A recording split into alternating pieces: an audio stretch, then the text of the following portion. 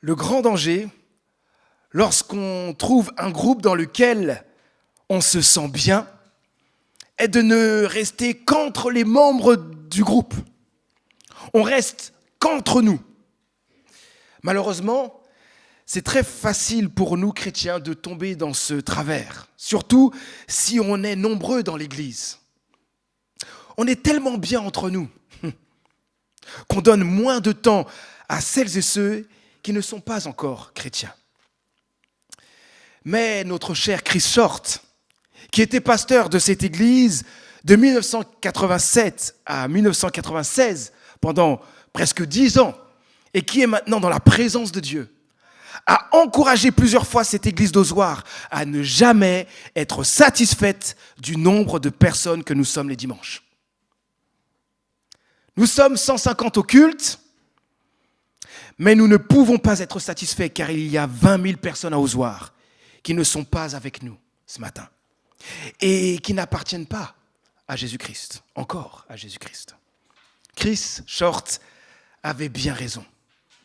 Dieu nous appelle, nous chrétiens, à aimer celles et ceux qui ne sont pas encore chrétiens et à leur témoigner l'amour de Dieu par notre vie, par nos actions, par nos paroles. C'est ce que nous allons voir ce matin. Je rappelle que nous voulons, en ce début d'année 2022, devenir une église plus aimante qui attire à Christ. C'est notre série de messages de ce mois de janvier. Nous avons vu ce mois-ci que pour devenir une église plus aimante qui attire à Christ, nous devons veiller à la croissance spirituelle de la communauté. Nous devons protéger l'unité de l'église locale. Nous devons développer un esprit de famille. Et nous verrons ce matin que nous devons soutenir le témoignage de l'église locale. C'est la manifestation de l'amour de Dieu.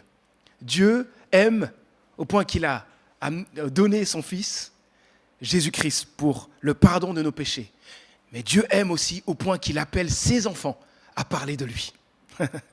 Et donc, si vous n'êtes peut-être pas encore chrétien ce matin ou vous entendez tout cela, pour l'instant, vous êtes encore loin de tout comprendre, sachez une chose, Dieu appelle le chrétien à témoigner. Et ça, c'est la manifestation de l'amour de Dieu pour chacun d'entre nous. Comment pouvons-nous soutenir le témoignage de l'église locale, de l'église de Dieu à Ozoir ? Comment pouvons-nous soutenir le témoignage de l'église ? Premièrement, prions pour ceux qui ne sont pas encore croyants. Prions pour ceux qui ne sont pas encore à Jésus-Christ. Jésus, avant de partir au ciel auprès de son Père, a dit à ses disciples, « Allez donc dans le monde entier, faites des disciples parmi tous les peuples, baptisez-les au nom du Père, du Fils et du Saint-Esprit, et apprenez-leur à obéir à tout ce que je vous ai prescrit. Et voici, je suis moi-même avec vous chaque jour jusqu'à la fin du monde. » Matthieu 28. Jésus a donné une mission, mais cette mission est impossible pour ses disciples. Allez dans le monde entier pour amener de nombreuses personnes à suivre Jésus-Christ. Cette mission est vraiment impossible. Pourquoi ? Parce que de tous les temps, parler de Jésus n'intéresse pas spécialement les gens. C'est une mission impossible aussi parce que nous avons tous cette triste tendance à ne pas vouloir que quelqu'un règne sur nous, encore moins Dieu. Aujourd'hui, beaucoup de gens pensent que Dieu n'a rien à dire à notre quotidien. D'autres ne croient pas en Dieu. D'autres préfèrent rayer Dieu de leur existence parce qu'ils ont une mauvaise image de l'Église, soit à cause de leur expérience, ou soit à travers ce qu'ils ont vu dans les médias qui a détruit sa réputation. Satan en profite, bien sûr, pour continuer à aveugler les gens et les détourner de la beauté de l'amour de Dieu manifesté en Jésus-Christ. Mes amis, la seule chose qui rend possible la mission d'annoncer l'amour de Dieu au monde entier, c'est la présence de Dieu aux côtés de ses disciples. C'est pour ça qu'il a donné cette promesse, juste après avoir dit à ses disciples d'aller faire de toutes les nations des disciples. Il dit, je suis moi-même avec vous, jusqu'à la fin du monde. Cette promesse est pour nous aussi. Jésus nous accompagnera dans cette mission et agira au travers de nous par le Saint-Esprit. Dieu agira également par son esprit dans le cœur de ceux qui n'ont pas encore dit oui à sa grâce. Il agit pour les attirer à lui. Quelle belle promesse pour nous. Jésus est avec nous dans la mission de faire des disciples et le Saint-Esprit est là et agit dans le cœur des personnes pour les attirer à lui.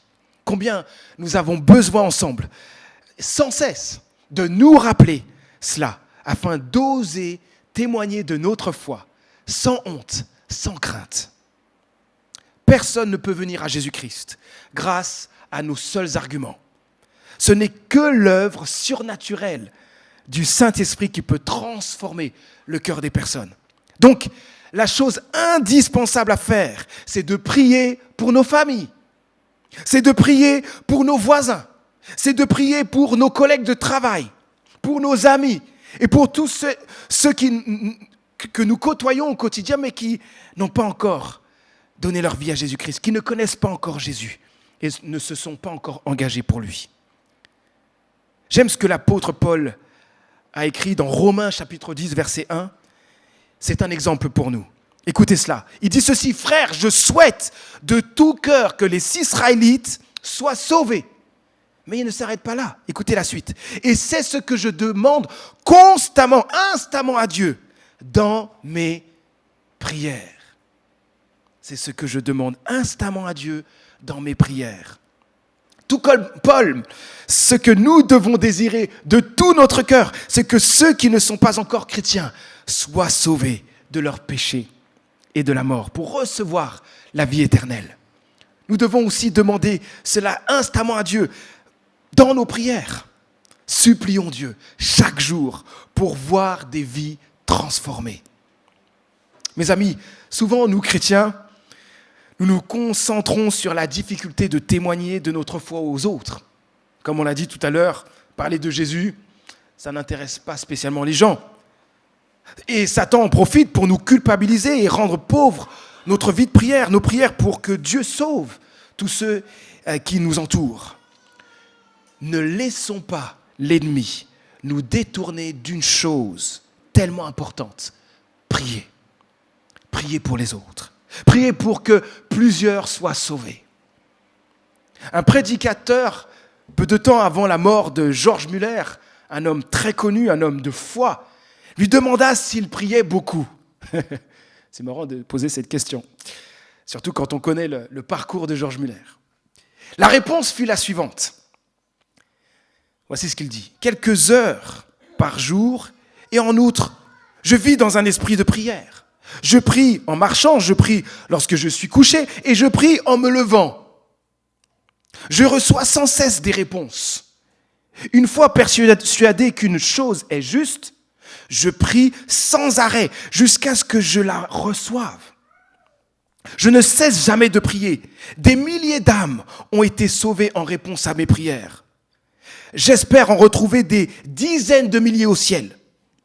La chose la plus importante est de ne pas cesser de prier avant d'avoir reçu la réponse.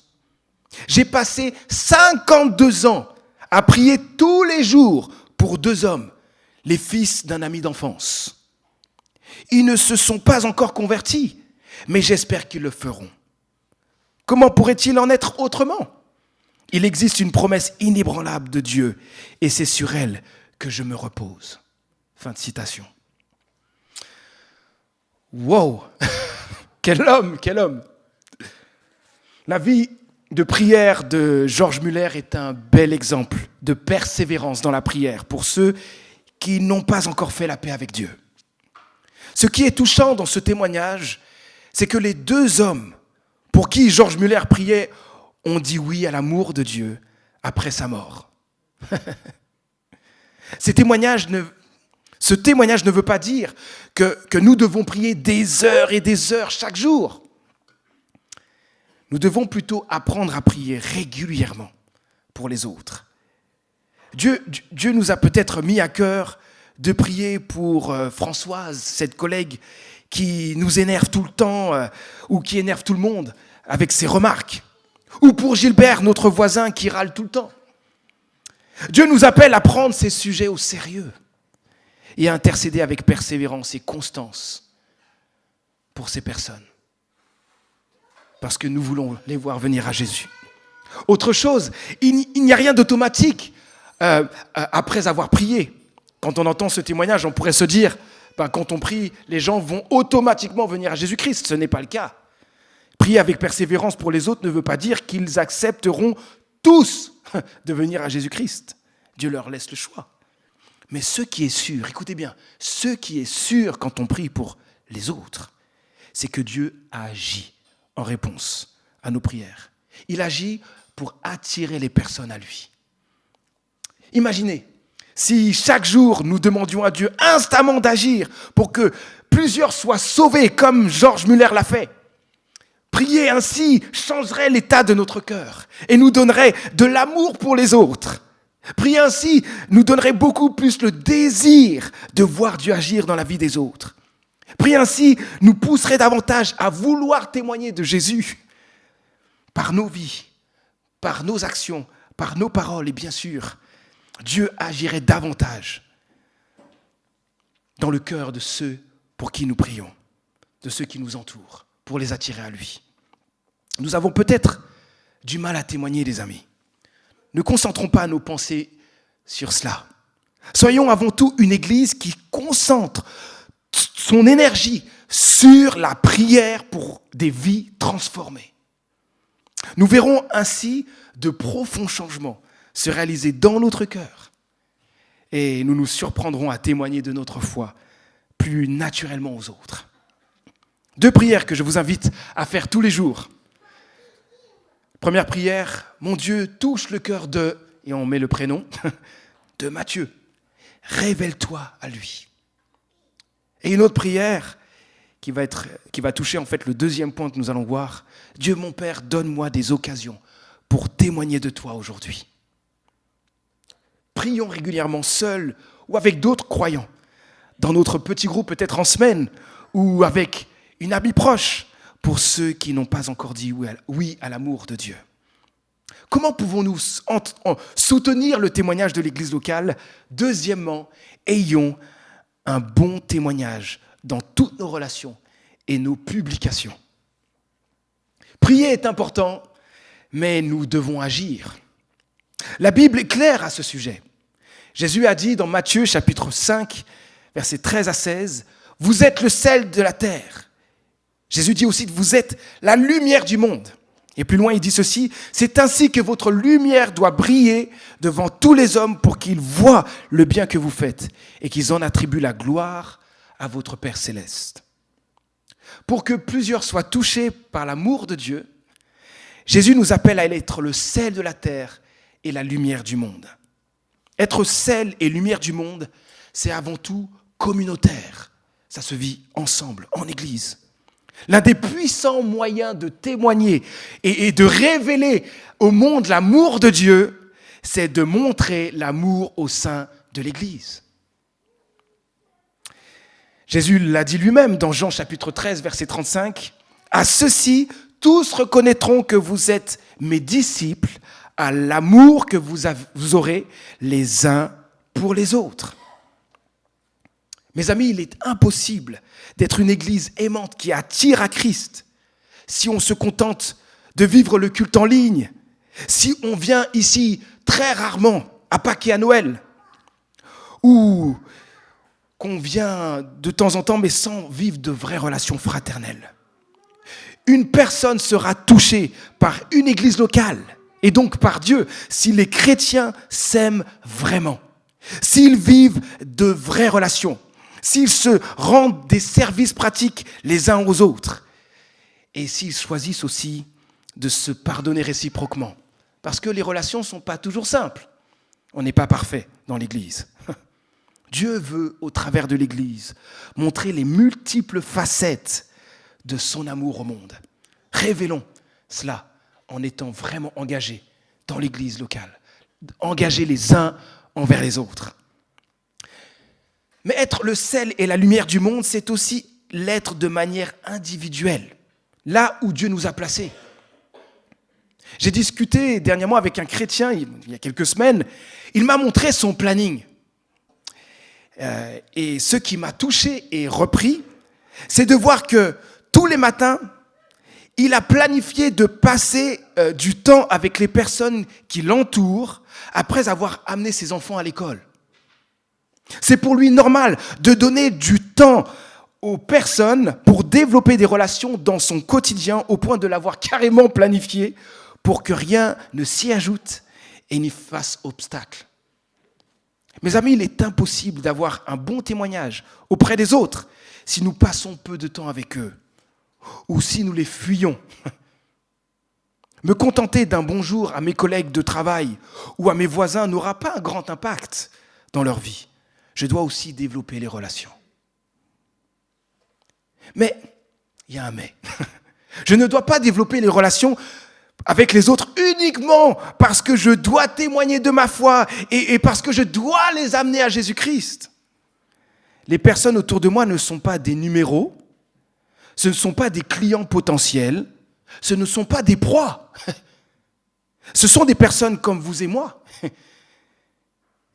Ces personnes sont aimées de Dieu. Qu'elles veuillent suivre Jésus ou non, Dieu nous appelle à les aimer. Jésus lui-même a fait le bien. Il a guéri une multitude de malades, il a chassé des démons.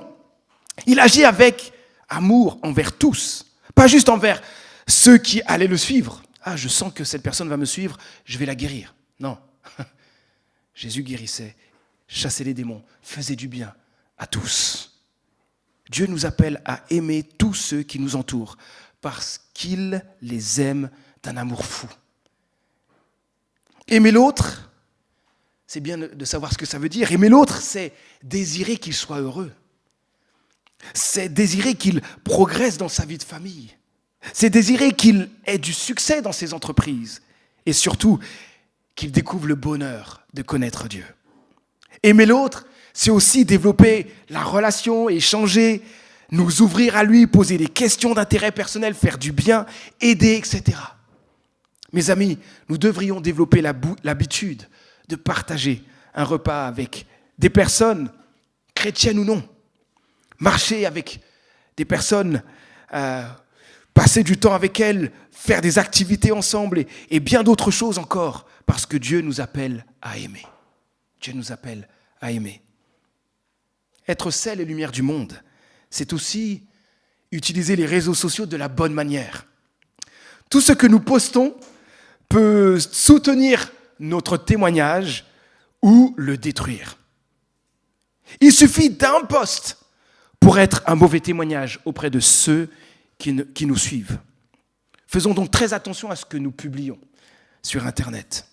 Les réseaux sociaux peuvent vraiment être un espace de témoignage si nous postons des choses qui rendent gloire à Dieu.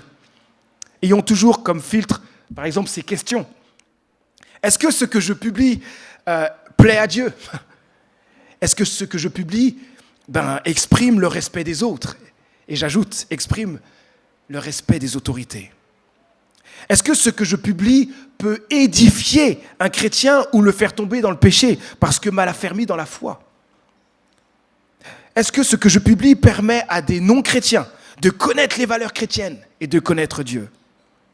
Est-ce que ce que je publie est pour le bien des autres ? Et est-ce que cela facilite les relations ? Et en écrivant cela, je ne suis pas en train de dire qu'il faut mettre Dieu à toutes les virgules dans vos publications.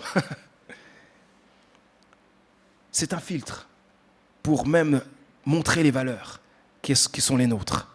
Ces filtres peuvent nous aider autant pour des blagues que nous postons que pour des sujets sérieux. Troisièmement, comment pouvons-nous soutenir le témoignage de l'Église locale ? Faisons le bien dans la société, là où Dieu nous a placés.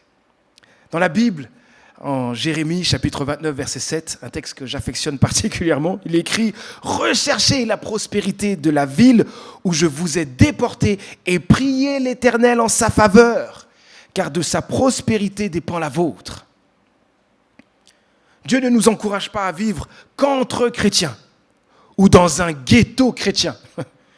Au contraire, Dieu veut que nous recherchions la prospérité et le bien-être de la ville dans laquelle nous sommes. La ville ne peut pas aller dans ce sens si personne ne s'implique. Engageons-nous dans la société, en éduquant bien nos enfants, en faisant le bien dans notre travail, en aimant concrètement nos voisins, en participant aux événements de la ville, en nous engageant peut-être bénévolement aussi dans une association pour être en aide, une aide au niveau social, une aide auprès des pauvres, des étrangers, en ayant un engagement peut-être politique, syndical. Mes amis, Dieu nous appelle à agir concrètement pour le bien-être de la ville, de notre société. Soyons pleinement actifs, individuellement et collectivement, afin de proclamer l'amour de Dieu aux autres par le bien que nous faisons. Je crois qu'il y a tellement de joie à faire le bien. L'écrivain C.S. Lewis le souligne en disant ceci: la joie envahit notre vie lorsque nous nous mettons à faire le bien qu'il nous est possible de faire autour de nous, sans avoir besoin de manipuler les événements et les situations, simplement dans le but de connaître cette joie. Chaque jour, mes amis, faisons le bien autant de fois que nous le pouvons pour faire plaisir à Dieu, parce que nous l'aimons. Faisons le bien parce que nous voulons donner du bonheur aux autres.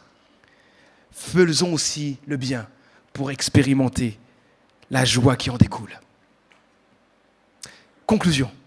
Comment pouvons-nous soutenir le témoignage de l'église locale, de l'église de Dieu à Ozoir, pour nous qui sommes de cette église? Prions pour ceux qui ne sont pas encore croyants. Deuxièmement, ayons un bon témoignage dans toutes nos relations et nos publications. Et troisièmement, faisons le bien dans la société, là où Dieu nous a placés.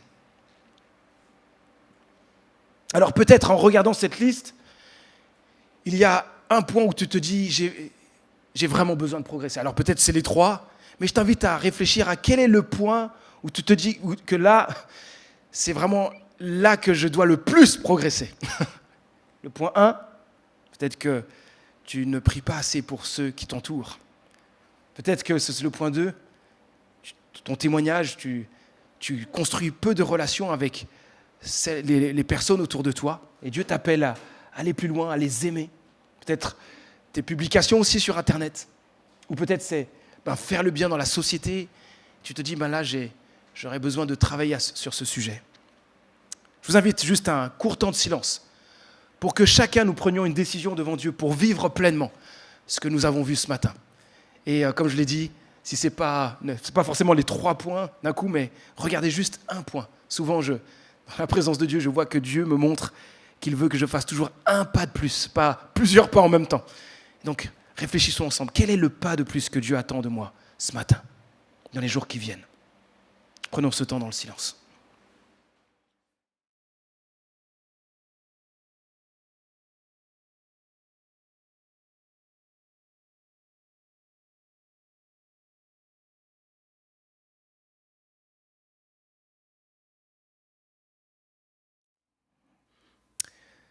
Dieu notre Père, aide-nous à maintenir notre engagement les uns envers les autres dans l'Église. Aide-nous, avec cette série de messages que nous avons pu entendre pendant ce mois, aide-nous à veiller à la croissance spirituelle de l'Église. Aide-nous à développer un esprit de famille. Aide-nous à protéger l'unité de l'Église. Et aide-nous aussi à soutenir le témoignage de l'Église locale. Concernant le témoignage, que nous prions sans cesse pour ceux qui ne sont pas encore chrétiens. Que nous ayons un bon témoignage dans toutes nos relations et nos publications. Et que nous fassions le bien dans la société, là où tu nous as placés. Seigneur, continue à nous rendre insatisfaits d'être 100 de personnes au culte quand il y a 20 000 personnes dans cette ville. Seigneur, continue, oui, à agir en nous pour que nous soyons une église plus aimante, qui attire à toi ceux qui ne se sont pas encore tournés vers toi. Nous comptons sur ton œuvre en nous. Merci Seigneur. Au nom de Jésus-Christ. Amen.